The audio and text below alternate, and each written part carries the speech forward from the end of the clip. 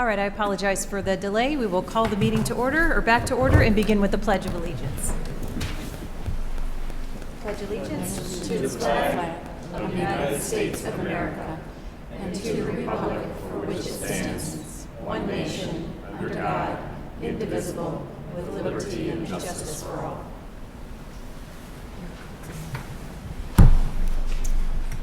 Mrs. McLean, may I have a roll call, please? Mr. Heyer. Bless you. Here. Ms. Catalina. Here. Mrs. Crane. Here. Mrs. Egan. Here. Mrs. McGinnis. Here. Mr. Need. Here. Mrs. Horst. Here. This meeting is a meeting of the Board of Education in public for the purpose of conducting the school district's business and is not to be considered a public community hearing. There is time for public participation during the meeting as indicated in agenda items 3 and 9. Item 2 is approval of the consent agenda. May I have a motion, please? I move that the Board of Education approves the consent agenda as presented. Support. All in favor say aye. Aye. Any opposed? The motion carries. Item 3 is citizens' request to address the board. You are given 2 opportunities to address the board. Under item 3.1, you can request to address the board on any topic that's on tonight's agenda. And under item 9, you can request to address the board on any topic. When making comments, please state your name and address and direct your comments to Kelly Horst, President. Each person, thank you, may speak for up to 2 minutes. Per established procedures, the board will not respond to questions or interact with the speaker during public comment. Speakers will be limited to those who follow the correct procedure, so please fill out the sign-up sheet as directed. And I see we only have 1 person at the moment signed up to speak, and so Mr. Parkin will get to you at item 9. Thank you very much. There will be another sign-up sheet over there, so if anyone else does wish to speak or decides that they wish to address the board during item 9, please feel free to sign up at any time during the meeting. We'll move on to item 4, our superintendent update. Dr. Ryan, I'll turn it over to you. Thank you, President Horst. First of all, on the academic side, just giving our community some of the wonderful things I've been able to witness in our buildings over the last couple of weeks. Obviously, right now, for those you don't know, we celebrate March is Reading Month in all of our elementaries. And for those of you that have an opportunity or had one to go into one of our elementary classrooms and read a story, it's a great experience. I encourage everyone. I've had a great amount of fun interacting and engaging with kids across our district in these story times. It's great to see engaging reading, makes it fun, and they love to see parents and members of our community coming into our classrooms again to be able to read and interact. So that's been wonderful. Second, I'd give a shout this past week at the junior high of taking in their project-based learning fair that occupied that entire front wing of all the presentations they had set up. The students put a great deal of work. For the students that participated, if they're watching in tonight, I just want to say thank you for taking the time, both in a couple weeks ago, the World War II projects, and the ones that they did in this past week, both based and rooted in history, have been amazing. Appreciated that experience. Also in the last week, we're starting to wind down our winter sports. For those of you who were able to watch Clarkson girls basketball in action against Heartland, it was kind of a heartbreaking loss. To point and take the phrase down to 2 points. Our girls showed tremendous amount of heart playing up to the final seconds, and I want to just commend them on a great season. Our boys' season continues tonight, but this past Friday, an opportunity to watch firsthand again them playing Waterford Mott, actually against, it's supposed to be a non-link to either school, but it had to be at Waterford Mott against Mott. And Clarkson in the first period was down, I think it was 18-4, and came back at the end, showed a tremendous amount of grit and heart throughout the game, and came back to win. That's not it. I would not stop there. I'd also want to recognize our Varsity Wrestling team, who sent 6 wrestlers to individual states this year, including our very first female wrestler. We also had our varsity ski team competed this year at states at Boyne. The girls finished 3rd and the boys finished 5th. Tough to compete with the Traverse City, the Marquette teams, obviously have that right in their backyards. Varsity boys and girls bowling competed strongly this year and fell just short of making it to the states. Our varsity dive team sent 2 divers this past weekend to Holland for states, and the varsity dance and competitive cheer had successful seasons completed this year. Fortunately, our varsity hockey lost in districts D2 stick to the state champs Heartland. Again, come up again, high school. And as the beginning of this week, as we're winding down the winter sports, all of our spring sports teams are coming kind of out of hibernation. We're happy to see most of the snow melt this Monday morning, and including yours truly dropped his daughter off for tennis this morning for conditioning and tryouts this week at 6 a.m. So our athletes are very committed, and I think it just shows you in Clarkston, daylight savings time included, they're getting up and after it. You'll see them running in our community, and anything I do to tip my hat to get involved. I think it's so great for our students to find different ways to kind of connect and interact and engage in school, and that doesn't stop in athletics either. My last part of my brief, and I'm trying to be succinct update, has to do with arts. And we had 120 of our students in the arts display artwork at Oakland schools, at the ISD, throughout their hallways.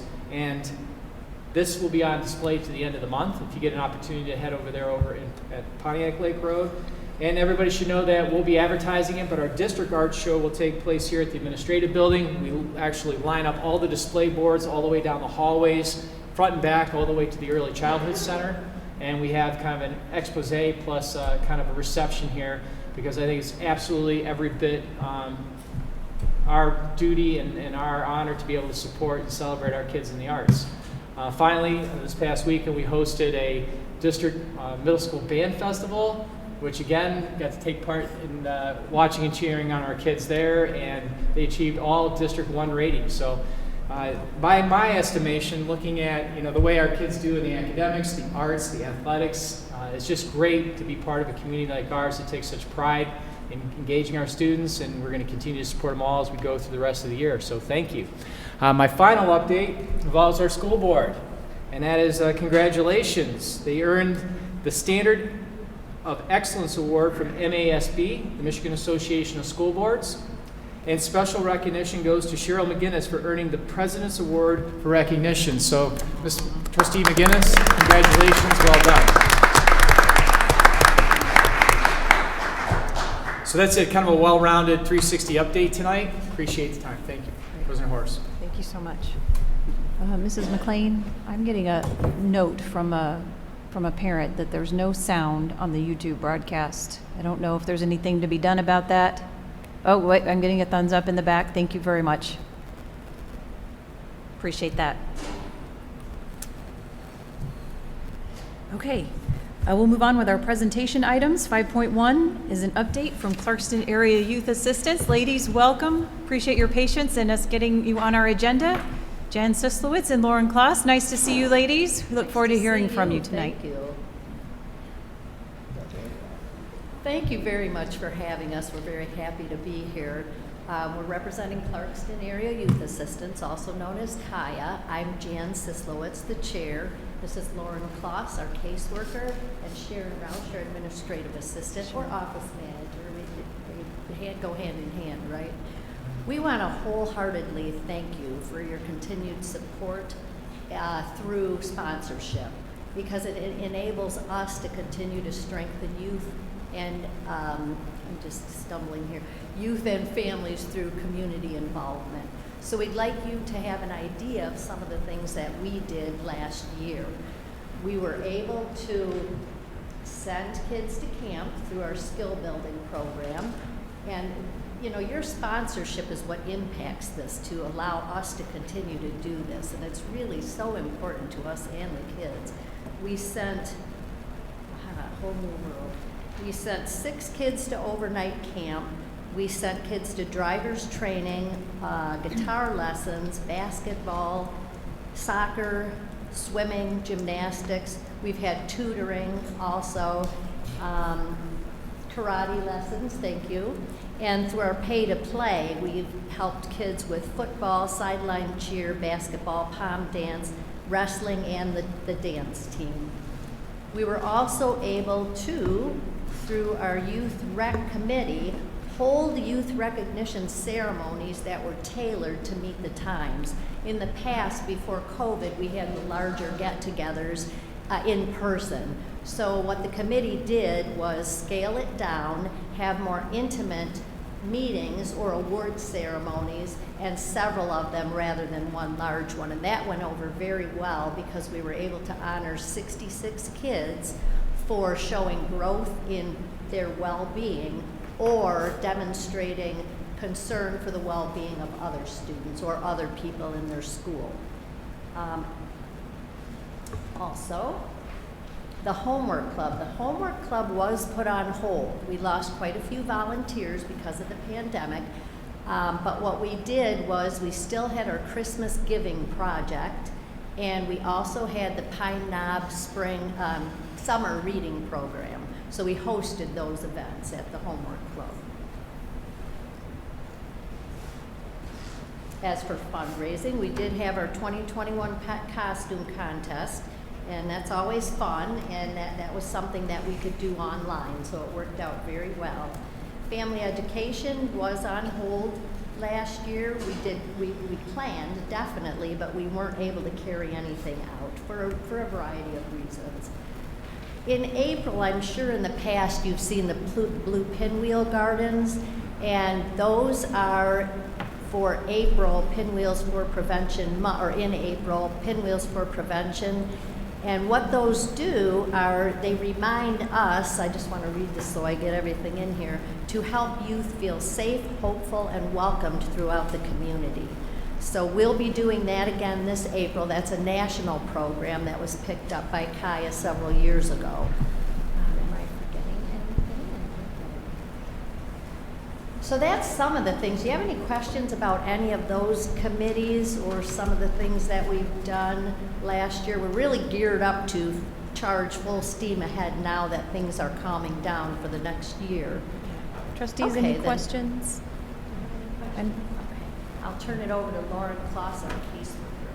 Thank you. All right, so just to talk about some trends on the caseload from looking at June 2020 through July of 21.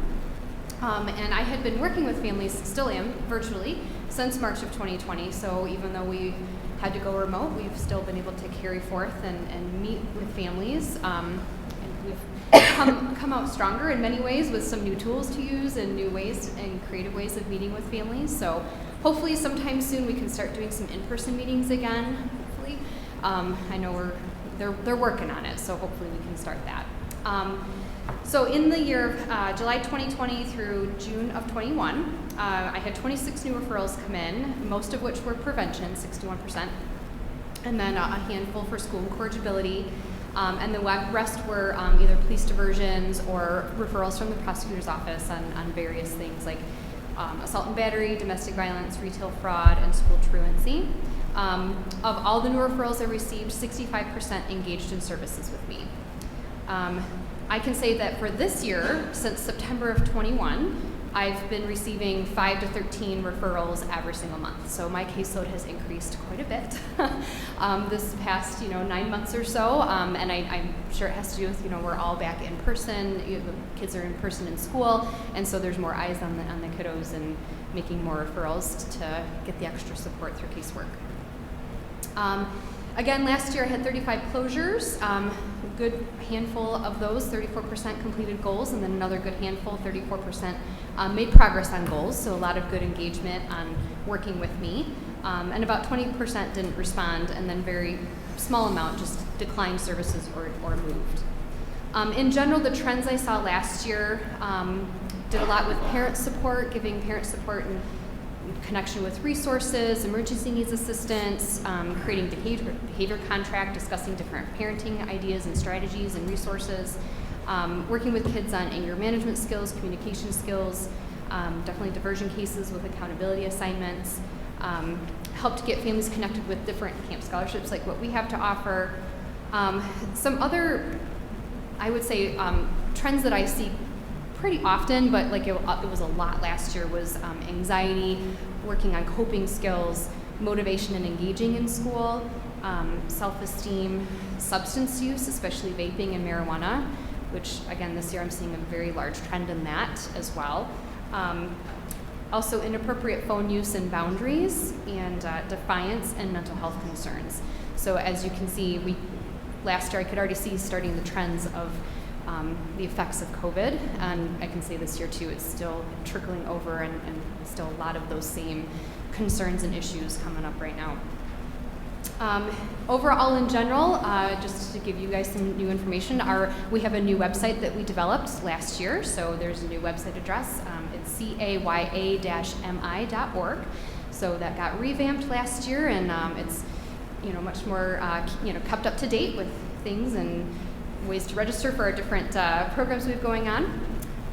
Also on that page during the pandemic, we did have a nice resource page so that families could access different information, for COVID resources or community resources and things like that.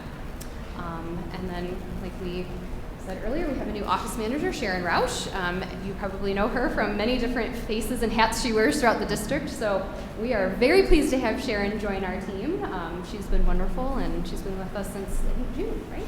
Yeah. So any questions for me? Questions? I would just like to make a quick comment. Ms. McGinnis? As a parent who has had 3 children go through the district, I find that the youth assistance recognition is basically a rite of spring passage around here.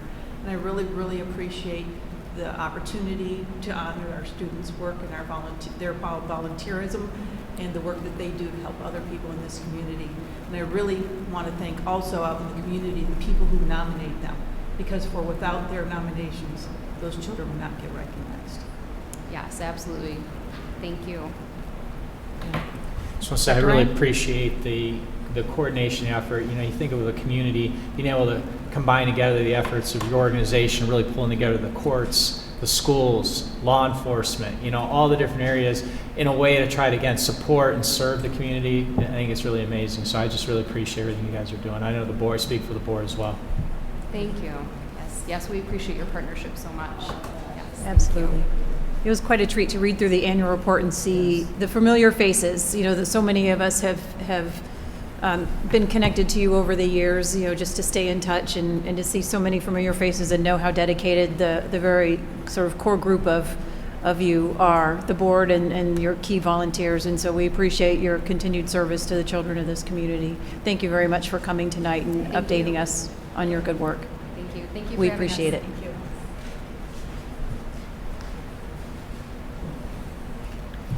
We'll continue with our presentations tonight. Item 5.2 is survey updates. Welcome, Kelly Allen. Good evening, everyone. So what I have for you is a summary of, I did some quick math, about 4,500 submissions over 3 surveys, and that ended up being about 330 pages of reading. And I just have to say, before I go any further, I could not have done any of it without Heidi. It's very helpful to get through all of that qualitative data. It is very important to us, certainly being able to go through the graphs and that nature and see the percentages is helpful, but really giving our community, our parents, our staff, our students the opportunity to voice their opinion, because we may not have asked all the questions. So we want to make sure we had that piece in as well. All the 3 surveys have gone out over the past couple of months. The first was our community survey. That would have been the very beginning of February. We had about 2,500 individuals that participated. This did not have any sort of block as to who could fill out the survey. You did not have to have a student in the district. You just had to be someone who cared about our district. So as you can see here, though, the majority were parent and guardian at 80%, followed by our staff members, our community members, and our students. 84% of those approximately have children attending the schools, and 77% of those are registered voters. Another piece that we also learned throughout this process is that we do need to help some of our family members, our community, figure out where they vote. There were a handful of people who said they weren't sure where they were registered or if they were registered at all. So that's something that we need to make sure we have the word out on our website and helping our families get to that.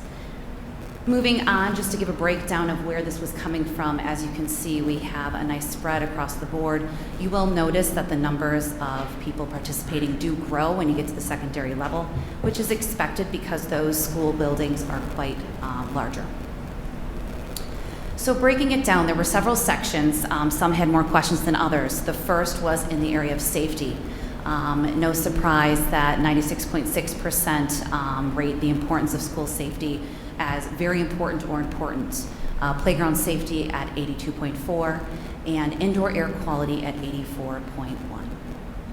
We did have an open-ended question in this area, and I will note that in this community survey, it was given at a time where we had different COVID protocols. So there were some comments about COVID throughout some of these sections, but those were involving masks. Those are no longer on our students, so it didn't seem necessary to put into the survey.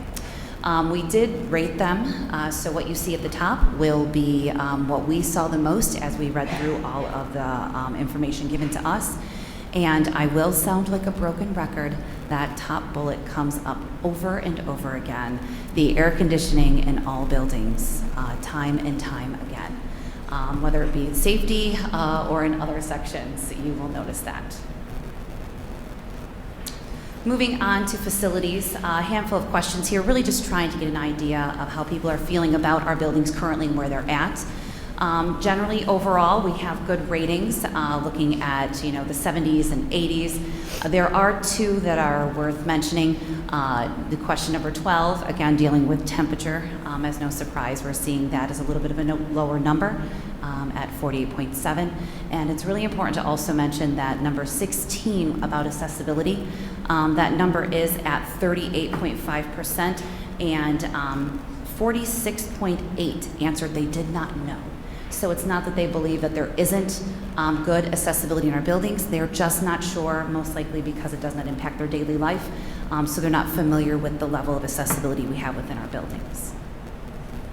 Once again, an open-ended question here, and we'll see the same one floats to the top. Once again, air conditioning and temperature controls, conversations about the athletic fields, the junior high being in poor condition, the cleanliness of buildings, playground equipment, accessibility, and parking lots and sidewalks that need some repair. Moving on to technology, these questions were asked in a different manner based on what information we needed. We are very happy to see that 99% of the individuals taking this survey do have internet access in their home. That certainly helps our technology department when we are working with our students who have our Chromebooks at home. The importance of keeping that updated technology in the classroom at 88.3, and the importance of their child continuing to have an individual device at 85.5. One more qualitative question. It was interesting with this one. The very first one was that there was a lot of screen time. I think this is something many of us are familiar with, as for the past few years we have had to go through different modalities of learning. So there was some interest in getting back to less screen time. However, directly behind it was having the most updated technology available both in the classroom and at home, and even offering both virtual and hybrid options to our students.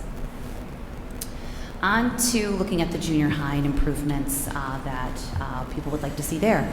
Across the board, we have questions about functionality and flexibility and collaborative learning at 93.1, multifunctional large group spaces at 90%. I'm not sure if you want me to read everything through here, but CTE, very important at 94.5, STEM at 96.5, and spaces for our arts at 94%. When we asked a few questions, more open-ended, what can our district do better? At the top of our list was focus more on diversity, equity, and inclusion. That came both in the forms of what's happening in the classroom and also in the staff.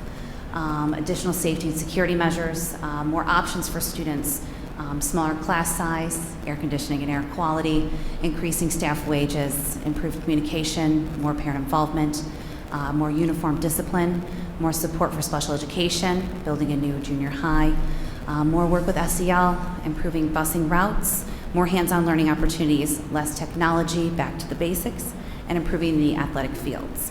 Now, I will also say, for as many times as we would hear this line of what we need to do better, some of these same bullets show in what people are truly proud of for our district.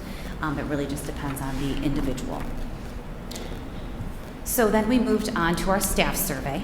And with this, we had just over 600 staff members that participated. Once again, you can see a good spread across our district, seeing that increase at our secondary buildings, certainly, once again, due to the fact that there are more staff in those buildings. Only 2 sections for them. The first was asking them about improvements at the junior high, and you'll see that they found all of those same categories to be over 90%. We did add in this survey and also with the student survey a section about PE, the sports teams, whether it be before or after school or during, whatever that might be. And then also just asking them about key priorities that we have had in our master plan for our district for quite some time, just to see if everything aligns. So you'll see with question 9, continuing updates for health and safety and security at 97%. Question 10, constructing a new junior high school to replace the aging facility. That is at 66.5. I will note that it was somewhere, and of course I haven't been flipping down here, but I believe it was somewhere in the ballpark of 15 to 20% were asking for more information as to what that would look like. So not that they were against it, but that they wanted to have more information about that. Then we have educational technology at 81, addressing overall the aging systems throughout the district at 93, and addressing parity among the elementary schools at 81.8. That open-ended question of what can we do better and any additional thoughts, once again, up at the top, you'll see air quality and air conditioning, parity amongst all schools, increasing inclusion work, having more diverse staff wages, lower class sizes, building a new junior high, expanding and updating all buildings, more large meeting spaces, playground improvements and adaptive equipment, renovating buildings, cleanliness, safety improvements, better communication and transparency, and changing of start times. Moving on to our student survey that was just taken over these past couple of weeks. We asked very specific questions to this group, there we go, to see a breakdown. We did not ask all of our student population. We found it important to ask our secondary, specifically our junior high and high school students.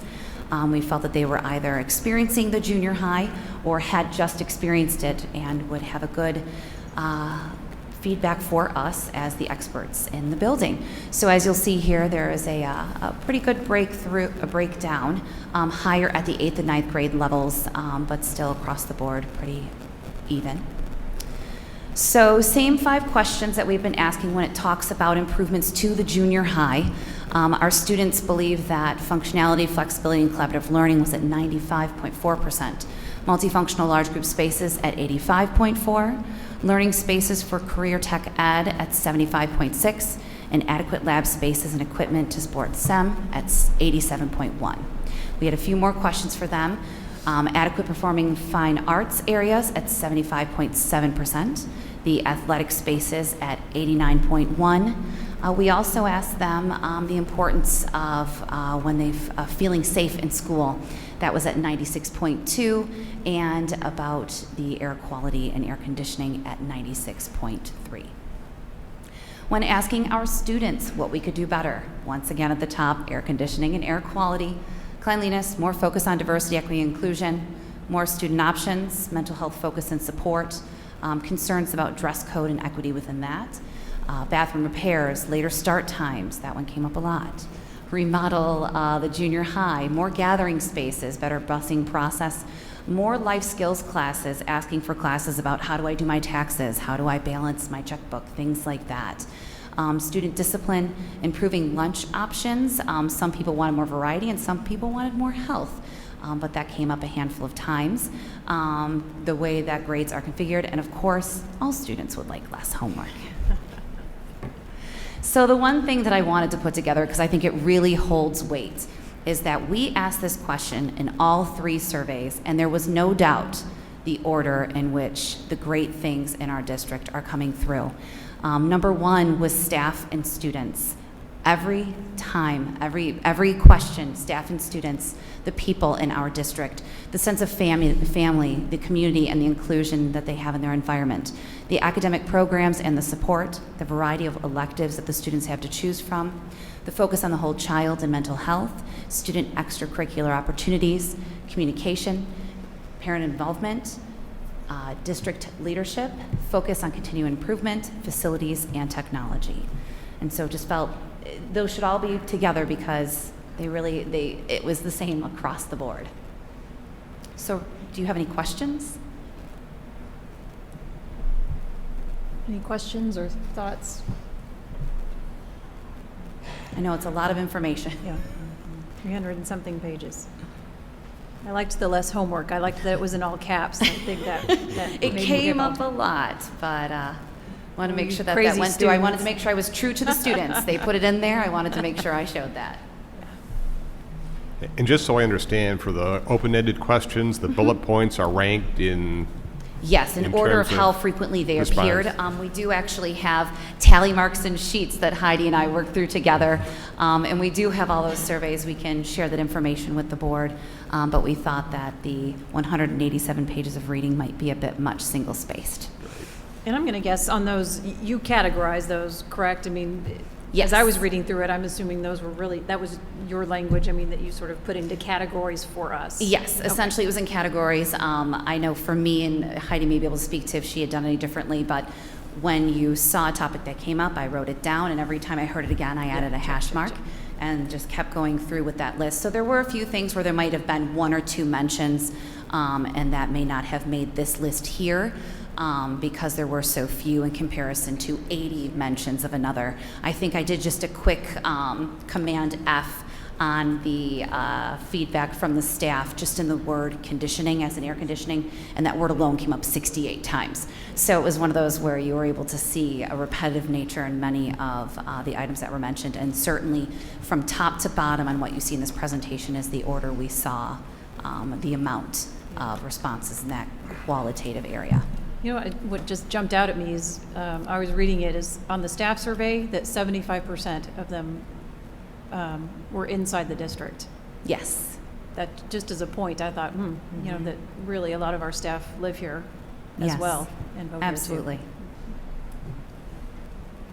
Any reflections or anything that you wanted to add, Dr. Ryan, before we continued? No, I think it's all part of the process. You know, we're trying to assess both internally and our long-term master plans. We're looking at processes that we're doing with our strategic plan, and I think that, you know, getting community feedback along the way in all its forms is incredibly important. Okay, all right. Thank you, Thank Mrs. you. Allen.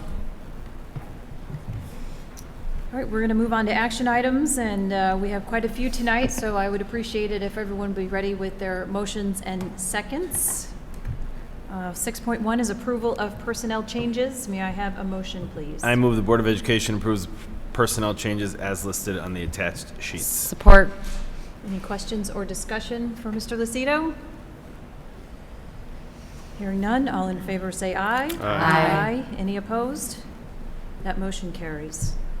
Item 6.2 is approval of the custodial contract. May I have a motion, please? I move the Board of Education approves the proposed master agreement between Clarkston Community Schools and the Clarkston Custodial Association as presented. Support. Any questions or discussion on the custodial agreement? Hearing none, all in favor say aye. Aye. Any opposed? That motion carries. Item 6.3 is approval of resolutions regarding the School of Choice programs, and as some of these are of different types, I do want to go through these one by one. So may I have a motion for item 6.3.1, the Young Fives and Kindergarten? I move that the Board of Education approves the resolutions authorizing limited open enrollment for kindergarten and young fives. Support. And just for a quick point of order, because some of these are different, Mr. Lucido, could you just very quickly explain to the community and those watching the difference between limited and unlimited for schools of choice? Yep. Our Young Fives and Kindergarten Schools of Choice program, that's limited to 25 spots. And basically, if it's a limited program, you set either between a 15 and a 30-day window in which you'll accept applications. And then once that window closes, you have 15 days to let the families know if they've been accepted. If you get more applicants than spots that you have available, you have the option of doing a lottery if you choose, which is something we've done the last few years. But that's 25 spots. If it is an unlimited program, you continue to take applicants all the way up through the first week of school. All right, thank you very much. Okay, we have a motion and a second for 6.3.1, correct? Mrs. McLean, may I have a roll call vote, please? yes. Mrs. McGinnis, Yes. Ms. Catalina, Yes. Mrs. Egan, Yes. Mrs. Crane, Yes. Mr. Heyer, Yes. Mrs. Horst. Yes, the motion carries. Item 6.3.2 is the Career Immersion Program. May I have a motion, please? I move the Board of Education approves the resolution authorizing unlimited open enrollment for the Career Immersion Program as presented. Support.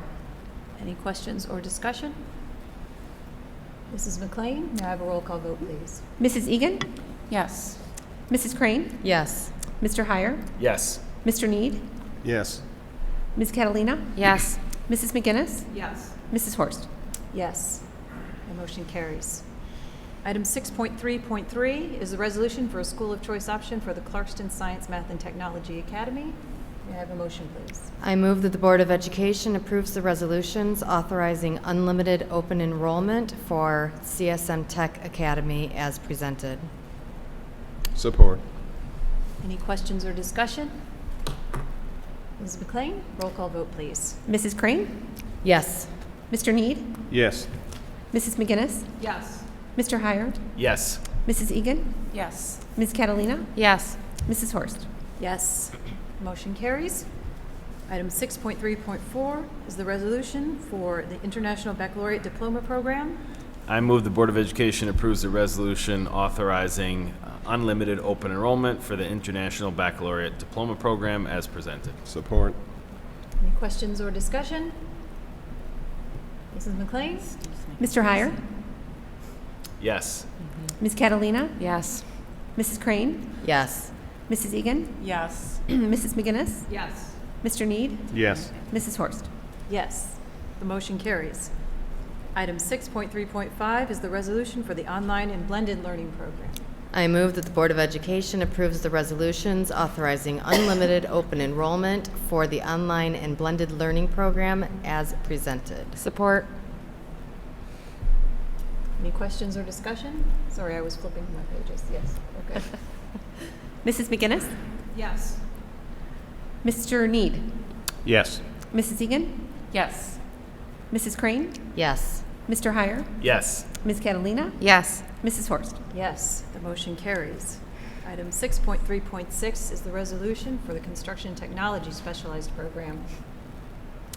I Motion, move that the please. Board of Education approves the resolution authorizing unlimited enrollment for the Construction Technology Program. Support. Any questions or discussion? Mrs. McLean, may I have a roll call vote, please? Mr. Heyer? Yes. Mr. Need? Yes. Ms. Catalina? Yes. Mrs. McGinnis? Yes. Mrs. Egan? Yes. Mrs. Crane? Yes. Mrs. Horst? Yes, the motion carries.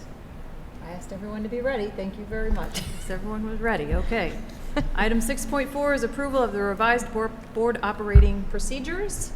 May I have a motion, please? I move that the Board of Education approves the revised board operating procedures as presented. Support. Yeah, I made two changes that everyone got this morning. They were very minor. One was just housekeeping. The other one was I had failed to incorporate the changes we made about the vice president role. So I made that change, and it just refers back to the bylaw and just says that the vice president will assume responsibility of the president in the president's absence. So that was what I added, and that was what you got today. And everything else was everything we've talked about for months and years. Great. I'm thrilled we have the We have new it. document. And I took a class, by the way, and I did text Kelly about this. I did take a CBA on it, and I was blown away by how much further ahead we are with this document than any other district that was at that class. So, Good. All right. Were there any other questions or feedback with this revised draft? No, I just want to thank Mrs. Crane for, I know it's a lot of work putting all that together, so thank you. yes, thank you for everybody who gave all of your input and help. I'd say as soon as we vote and assuming we're going to approve this, can we go ahead and sign this tonight, this pledge that's in here? Could we print this and sign it before we leave? Yep. I'm assuming you have a page printed out. I do. Great. Okay. All right. If that's the end of our discussion, all in favor say aye. Aye. Any opposed? The motion carries. Thank you. Item 6.5 is approval of the purchase of Google Enterprise Edition license. May I have a motion, please? I move the Board of Education approve the purchase of the Google Enterprise Edition license in the amount of $36,375 annually as presented. Support. there any questions or discussion? I know Mrs. Harrison is here and could answer any questions. All right, seeing none, all in favor say aye. Aye. Aye. Any opposed? The motion carries. Item 6.6 is approval of the purchase of food service equipment. May I have a motion, please? I move that the Board of Education approves the purchase of assorted food services equipment to spend down the excess food services fund balance as presented. Support. Any questions or discussion? I think it's awesome that we have an excess food services fund balance to spend, and thanks to, all the folks that put that together in food services. Right. And I very much appreciated the talk that we got last month, I think, about this, and just, I feel like they're being very good stewards, and I was very happy about it. Oh, yeah. And I have a feeling our food services staff are going to be very, very happy with all of their new equipment. All right. All in favor say aye. Aye. Any opposed? The motion carries. Item 6.7 is approval of the resolution regarding the 2022 refunding bonds. May I have a motion, please? I move the Board of Education approves the resolution to ratify and affirm the 2022 refunding bonds per the attached. Support. Do we want to go ahead, Mrs. Rogers, and get a brief on this? I know it's been some time since we actually approved the action. Yep. Matt Heiser here from True Law, and I'll introduce you to Max. I don't think you've ever met Max Hodgkin. He's our bond underwriter for Huntington Securities. Great. So they'll come up and tell you how the sale went, which was very successful. Great.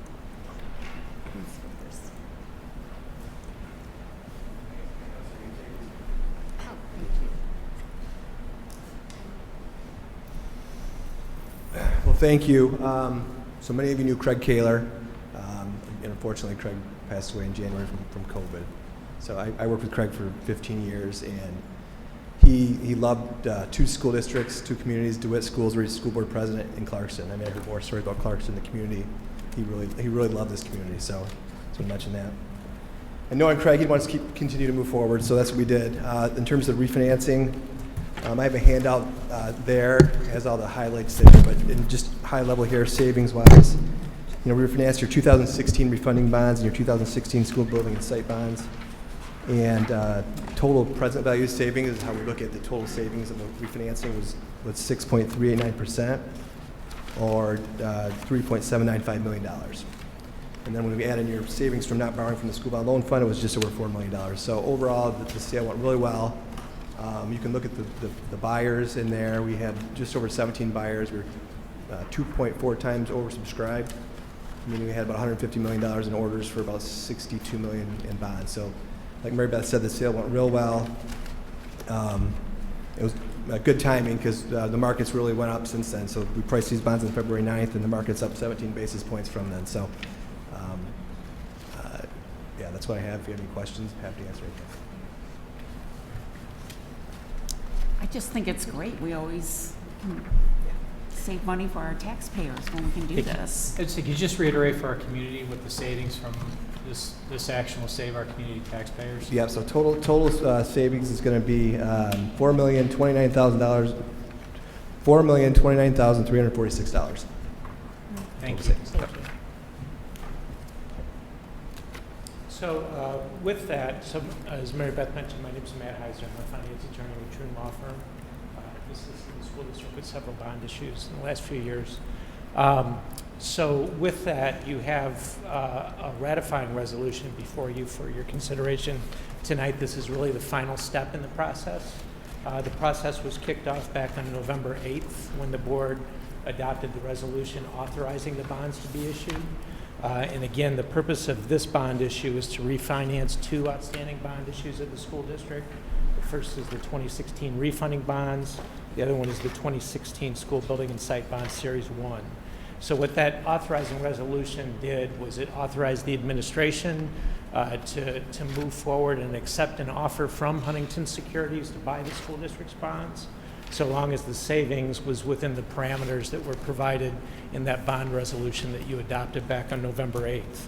And I'm pleased to report, obviously, the savings was well within the parameters. So what this resolution tonight does is it ratifies Dr. Ryan's signature of the bond purchase agreement between the school district and Huntington, and it also provides the final terms for the bond issue. So just kind of moving through the resolution down to the first page, that provides the purchase price for the bonds. Paragraph 2 provides all the details for the bond issue, which are outlined in Exhibit A to the resolution, which is the last page. On that page, you can see the different years in which the bonds will mature and the interest rates that were assigned to each one of those maturities. And then flipping to the second page, paragraph 3 provides that the 2 of the maturities will be structured as term bonds. Paragraph 4 provides the notice of redemption for the bonds. Paragraph 5 provides for the preparation of the bonds. Paragraph 6 appoints Huntington National Bank to act as escrow agent for the bonds. So what they will do is when we close the transaction on March 17th, this Thursday, all the bond proceeds will be wire transferred by Huntington Securities to the school district's escrow account. And Huntington National Bank will invest those bond proceeds until the bonds are called on each of their respective call dates. And then paragraph 7 provides what will be done with the bond proceeds on Thursday. You can see the costs of issuance are provided in paragraph 7A at just over $230,000. And then the lion's share of the bond proceeds, the $61,581,000, is the amount that will go into the escrow account. And then the remaining paragraphs in the resolution authorize the bonds to be signed by the President and Secretary. That's already been done. So we have everything that we need to close the transaction on Thursday after this resolution's been approved. And it also, the last paragraph, or the second to last paragraph, also appoints Huntington National Bank to serve as the paying agent for the bond issue. So when a principal or an interest payment date approaches, the school district will wire transfer the necessary funds from its debt retirement account for these new bonds, and Huntington National Bank will see to it that all the bondholders have been paid. So with that, does anyone have any questions on the ratifying resolution? Trustees, any questions? Congratulations. It was really, excellent savings at a good time to be selling bonds this year. Mrs. McGinnis? This is my most favorite type of board action to approve. It shows the board's fiduciary responsibility to the community when we put out a proposal, which I know is usually very, looking for the word here, suggestive of our payback dates. We're very cautious of those dates. And we have, time and time again, been able to show that we've been able to pay down these bonds much sooner than we project to our community. And, this kind of savings is a tremendous amount of money. And for anybody to look at the overview of how many times we've been able to do this for this district and the money that we've saved, I can only imagine it's easily past $20 million. And so I really, really appreciate you bringing this forward. I appreciate the fabulous work the Huntington Bank does for this district. And thank you again. And the support from Sharon, we appreciate the team. Mary Beth, thank you. All right, we have a motion on the table. Mrs. McLean, may I have a roll call vote, please? Mrs. Crane? Yes. Mrs. Egan? Yes. Ms. Catalina? Yes. Mr. Heyer? Yes. Mr. Need? Yes. Mrs. McGinnis? Yes. Mrs. Horst? Yes, motion carries. Thank you. Item 6.8 is approval of the first amended budget. Mrs. Rogers?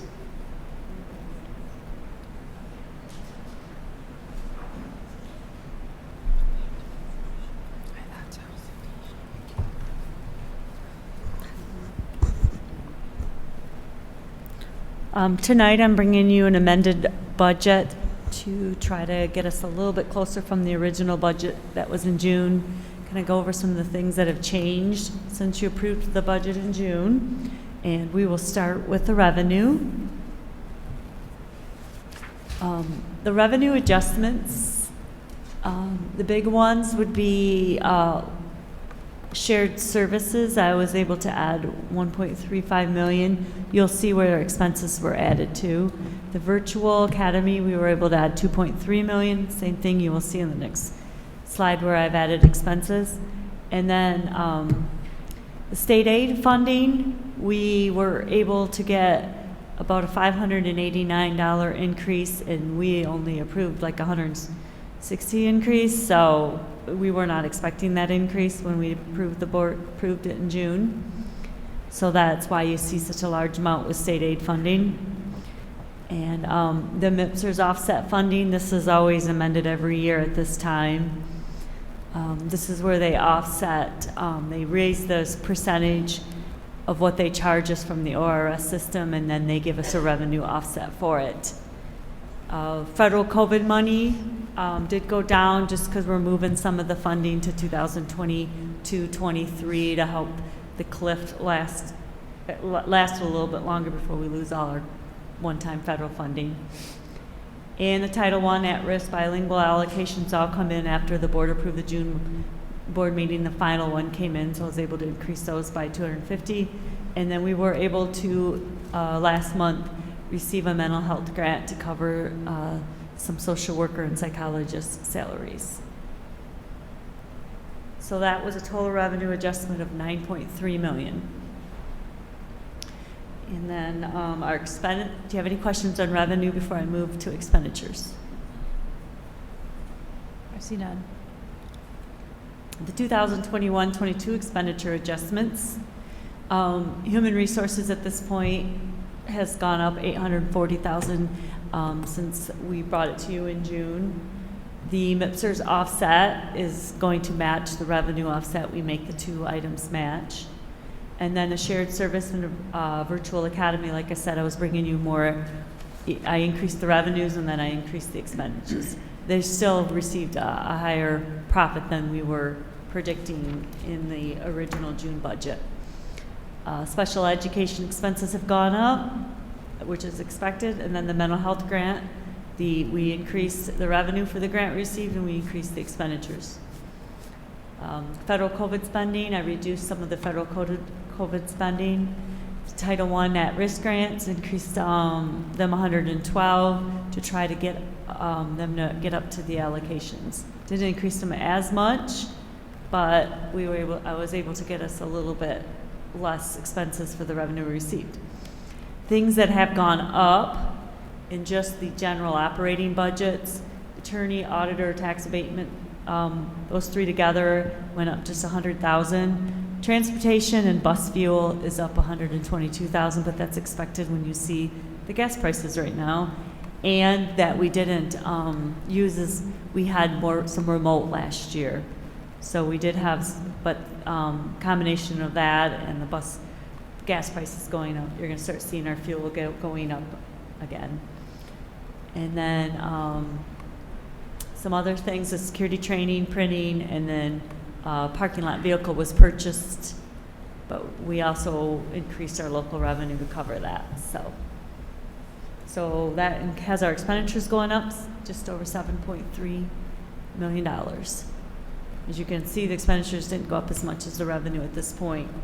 So you're going to see our surplus going to be higher than we anticipated. Original budget had just under 1.5 million of revenue over expenses at just around 15% fund balance. The amended revenue is going to take us double that to 3.5 million surplus. Still, in my opinion, probably going to be conservative. But at this point, at least we're getting closer to what we think it's going to be until we bring you a final in June with just over 16% fund balance. But you have to understand, this is the 3.5 million surplus right now is on $7 million of one-time funding. So it's kind of really a deficit, but we're able to show surpluses right now because of the one-time money, which is helping us grow our fund balance so we can hopefully get through when we do lose our one-time money in a couple years. We won't have to do as many reductions, is what we're hoping. So Any questions? Because that the end of where we're at with the amended budget. Mr. Need? I don't have any questions, but I will move that the Board of Education approves the first amended budget for 21-22 as presented. Support. Any other discussion or comments from the board? All right. Seeing none, all in favor say aye. Aye. Any opposed? The motion carries. Thank you, Mrs. Rogers. Appreciate your work. We'll move on to report items, and we have one report tonight, our facilities update, and we will call up our friends from GMB and AUK, Tom Vandegrund and Sean Verlinden. Gentlemen, I'll just turn it over to you and let you bring us up to speed and remind us where we've been since we started talking last fall. So Sure, let's absolutely. just let you have the floor. All right. Yeah, we're in the process of continuing to refine the master plan, and spending a lot of time on that with AUK. Just a reminder, I sound a little bit like a broken record here, but I think it is important to remind the process that we've been in. We did start this off of the 2016 plan, and it's been about a little over a year now. We started at the end of 2020, where you guys as the board said, time to look at the master plan sort of on a 5-year cycle and update it, look at it, see where we're at. So we've looked at it, as it relates to teaching methods and practices and goals that your group had, making sure that was still relevant in the document, and then useful life stuff. Are things wearing out at the pace we thought they were, so that we're keeping track of that. So that was a big part of it. Then it also gives us a chance to sort of to check in on some things that are new in the last 5 years, i.e. COVID. Okay, you got it thrown at us. Is there anything there we ought to be thinking about differently? And then unfortunately the Oxford incident, right? And so security came up, and are we good there? Evaluating those kind of things as well. So that process started over a year ago. We, in February through June of 21, we met with your staff, your principals, your key stakeholders, key staff, and interviewed them again, walked the buildings with them, and then evaluated the master plan and got input as to where it needed to be tweaked and updated. So that took about a half a year, that process. In the summer, we spent the time organizing that data and updating the information in the master plan, those kind of details, et cetera, so we could get a complete master plan updated. We brought that to you guys in the fall of 21 and brought it to you also with the themes that came out of it. And there were basically 6 themes in the fall. Air quality and AC was theme 1. Continued security features, upgrades. Again, your group felt that the last go-around was very good in the security upgrades we made. We made some substantial changes to your facility, especially as it relates to controlling visitor access to the building. But there were just always some continued thoughts of there might be some additional features that could be looked at. So that was one of the other common themes. The third one was the junior high. And again, the junior high was an important theme even in the 2016 master plan, if you guys recall. It was brought up as something that really was ready for replacement back then, but to develop a bond back in 2016, we could not accommodate the junior high with a 0 tax rate increase kind of a proposal. So the junior high had to hold and be deferred to a later time. That did come up again as being a very important thing this time around to evaluate the junior high's replacement. Next one was useful life. Again, the things that are wearing out that just need cycled replacement, that component. Continued equity amongst the elementaries, some minor things, making sure that we've been continuing to make the elementaries have equitable experiences amongst the children that are in the buildings, some minor things there to keep looking at. And then the last one is sustaining technology and the plan there. So we presented that to you in the fall, and those helped a lot of what Kelly looked at in terms of the surveys. We went and validated those, right? What did people agree with your staff? So that's a big part of what sent us off on that. In the end of 21, you said basically go study the junior high. What is it? I'm going to buy a new car. What kind of car? What does it look like? So we spent a lot of time with your staff, especially with Adam and his group, touring 21st century kind of junior highs, middle schools, high schools. What do they look like? We developed a program with them and presented you at the end of, I think in December, the end of 21, a program. We studied that building in terms of occupancy. Is it well used? And basically all the buildings were proved to be well used in your district. And we also looked at the existing site. Is that the best way, or a new site that you have on Radley Lake? And again, we did verify that a second time with AUK. We'll get into a little bit later, but it was quite substantially a savings to use the existing site and renovate and construct a new one, that site. So then after presenting you that program, basically of what your group wanted for a new elementary, all the programs and spaces that provide for 21st century junior high experience, the next step was, what does this thing cost? And so you sent us off to study that. That took some time because we spent a lot of time evaluating how would we build this thing on the existing site. And Heidi, can we get to the slide that shows the site plan? So this is one of several plans we had. We went through quite a few to study it as to how we would do that. And then Sean will talk a little bit too about AUK got engaged at this point to say, well, is it constructible? So that we're putting together a good budget for you that's something that's constructible on this site, and a lot of different ways to attack it so that you can still be in business. How do we build this thing so that we're keeping you in business and the kids can still be there while we're doing that? This was the final plan that we have to date. We're still tweaking this thing regularly to find savings and better ways to build it, et cetera. But this is where we're at to date. One of the big keys was the auditorium in the bottom left in the white. The plan was to keep that auditorium. It's a fairly newer piece to the junior high. The rest of it has a different life cycle in it. So the plan is to keep the auditorium, and we did look at an option where we didn't keep the auditorium with AUK as well, and that proved to be more expensive, so we did back off again and say we need to keep the auditorium. So the auditorium is existing, and then the bottom orange box, the construction CTA program and the district maintenance, that is an existing box where we're going to provide the construction trades, renovations, and additional features for them in that area. The rest of the building is all over time replaced. The bottom areas, the music, instrumental spaces, et cetera, that are backstage to the auditorium, we're looking at providing some additional stuff the auditorium does not have, scene shops and makeup rooms, et cetera, services to backstage. And then it moves up into the athletics, the yellow area, the gym, and the auxiliary gym being built kind of out front where the gym or the entry is right now to the building. And then across from that is the cafeteria, some STEM spaces, and then you work your way up to the media center, the learning commons, the administration on the left, be the entry to the school, the big arrow on the top left, and then the end of the building being the classrooms, the academic section. And then we have to move around some ball diamonds, some of the practice fields to fit on the site. That's all sequenced with constructability on Sean's part. I'm going to comment on that a little bit, Sean, the work we did. Hello, everyone. I'm Sean Verlinden with AUK. We've been a construction partner out here since 2016. Like Tom said, there was a lot of legwork that went into the master plan as they're developing it. But as you can see, this is a very complex and very large project. So around the beginning of the year, we got involved with your facilities team and with GMB to look at their initial concepts to see how it could be built, look at the challenges, and to come up with a realistic number to include in your master plan. This project, you're up against some big grade changes on site, so we've moved the building layout around to try and take advantage of the existing grades out there and minimize the costs associated with those. We've located components. We understand that this building would need to remain occupied, so there would be phases.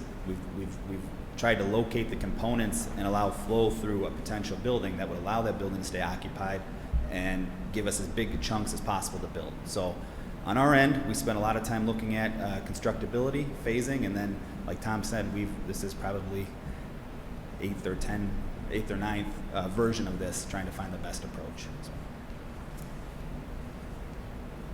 Yeah, and it is, of all these options as we worked on it, it's been a really great process because we also feel like it might be the best plan that we have as well. We've worked really hard to save some funds on getting the building onto one level, which I think actually makes the building better. The building right now has 3 levels. It works its way up the hill, if you will. If you've been in the building, you know that. So it's been a very great process. Not only have we worked on constructability and the best cost for it, but I think we've ended up with a really nice layout that serves the whole program that Adam and his group wants to see. So if there are any questions on that, we can come back to that. I can go through the cost piece, that other sheet, Heidi. This, again, what we've done is updated the master plan. This is just the cover sheet of the cost for the whole master plan. The document really hasn't changed. We just went in and updated with the program that Adam and your group wanted for the junior high, what does it cost? And so I'm not gonna spend a lot of time on it, but you can see on the left hand is all the master plan items for all the buildings in the district. On the right hand, I just pulled across the junior high cost so you could see that. It's in the neighborhood of 114 for the building. It comes in at the very bottom to about 140. If you scroll up a little bit, the other costs from construction include, permits and fees, state approvals, contingency, testing, all those kind of things for that number. So, and that's something that Aux Group spent a lot of time on with their estimator, looking at the exact nuts and bolts, et cetera, to develop that cost. So very comfortable in that number from Aux Group. So that's where we're at, presenting that to you today, so you know where that falls. I think we are ready, to optimize that now with the whole master plan and look at that further for you. Mr. Vandegren, is it fair to say when you do this, I know you've worked with other districts as well, that the number at the end of a master plan is always large and exorbitant and probably well exceeds the resources available? Is that a pretty standard thing? We're not unique in that way, are we? No, absolutely not. It's always that way. Everybody's needs are 3, 4, 5 times what you might think is a number that's normal to you. It's very, very common. And remember, the master plan is a long-term document, more 10, 15 years. We've been trying to be more 5-year approach. So it's very normal that districts have to go to the next step to say, develop critical needs. What are some short-term things that we can maybe look at? Every district I work with has that issue. And so at this point as a board, I guess what I would look at is to say, I don't think we're interested in spending $370 million at this juncture. I don't know that we have a way to do that, even if we wanted to. We're probably limited there, but I guess we probably need to know what is possible, and what is, I think we probably have some high priority needs, and then I think we have some critical needs. And if we follow the same process we used in 2016, I think it's really identifying those critical needs of what do we really need to address. And as you eloquently laid out, I mean, we knew the junior high was going to be a critical need, and that's why we did not invest in the mechanical and infrastructure back in 2016, because we knew we would be to this point where we're looking at some significant wholesale changes to the site and the building. And so that being probably one of those critical needs that we know about, there's a lot of other things on here that I think we need some priority on. And so I think as a board, we really direct Dr. Ryan and Mr. Goodman and Mrs. Kimmel and our team, our whole facilities team here, along with technology. What are the highest priority needs that we have here, and what options do we have in terms of funding those in a way? And I know we've talked about several options previously. Really, over the last 5 years, we've looked at different things, and so I think as a board, we want to look at what are they? What do they really look like? What flexibility or choices do we have within there, and give us something to think about. And obviously, we this is one of the things that we do get final say on, what assets and investments we want to make on behalf of the whole community. And so I think we do want to look at this list in some detail and understand why the high priority needs are the high priority needs, and make sure those critical needs are ones that we agree with, and on behalf of the community we may want to move forward with those. What other thoughts from trustees? I think that's probably the biggest picture response. And I know several, we're really kind of seeing these numbers and that potential design or scope for the first time. So I'd like other reactions or other. No, I agree with Mr. Heyer. I think we've now got the high level. Now we need a little more detail from the administration and our consultants to try to identify, what we should do and how we should do it. And is that reasonable to look at? And what's our next board meeting? April 11th? Yes. Is that a reasonable time frame? Yeah. Yes. We have a great set of data now to pull all that together. We have the priorities that the survey is recommending that are backing up the things that came out of your master plan. So we've got all the data we need to start pulling that together, at least for a first blush, and what that might look like.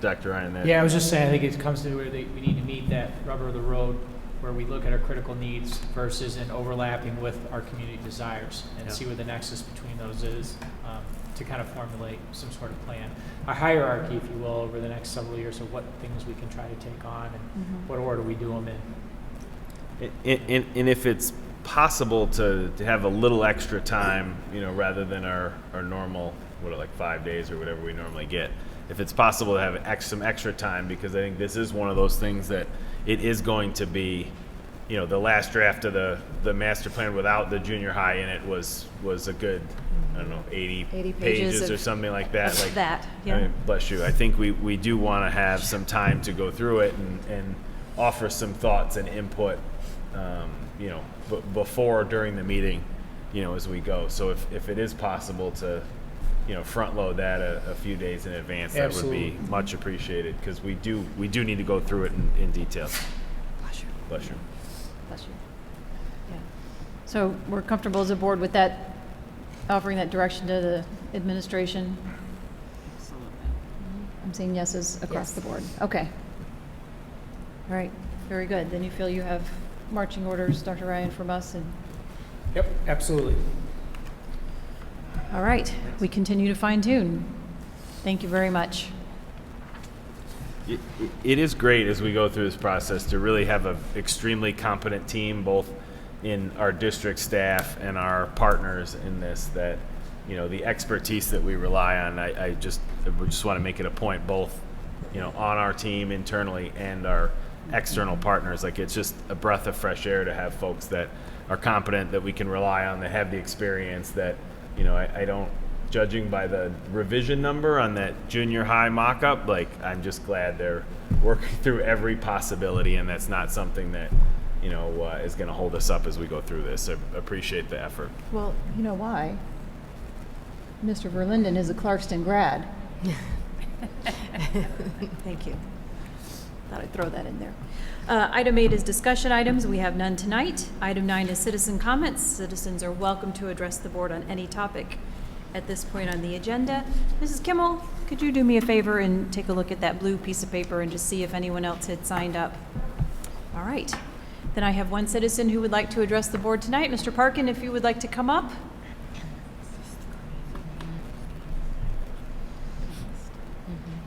I think we know our routine by now, yes? Yes. Good evening. Getting trained, thank you. Tim Parkin, 9100 Michigami Road. Thank you for allowing me to talk. So a recent poll suggests more than one half of a particular political party polled would cut and run if the U.S. homeland were invaded. How did this happen?